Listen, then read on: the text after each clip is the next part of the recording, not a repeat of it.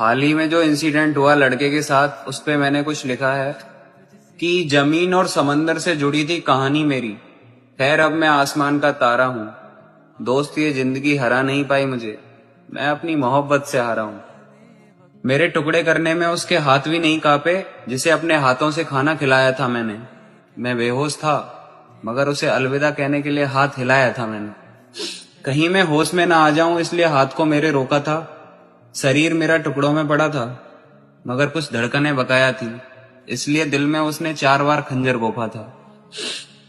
काश तू एक बार कहती कि तुझे किसी और का होना है, मैं हंसते हंसते मान लेता कि मेरे जैसा मर्द सिर्फ एक खिलौना है। मैं वो था जो बेवफाई का जहर भी पी लेता। बिलक बिलक के कह रही थी जो कि पापा ड्रम में है, मैं उस मासूम के सहारे जी लेता।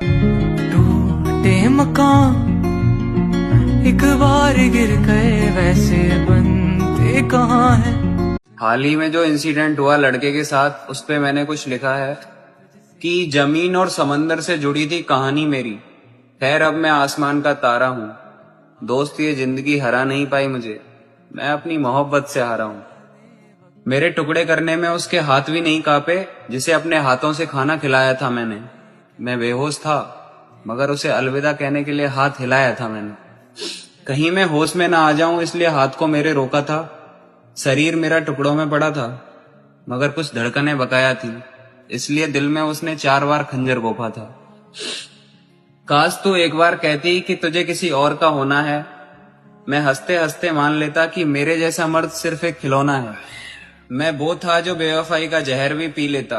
बिलक बिलक के कह रही थी जो कि पापा ड्रम में है, मैं उस मासूम के सहारे जी लेता। टूटे मकान एक बार गिर गए, वैसे बनते कहाँ है।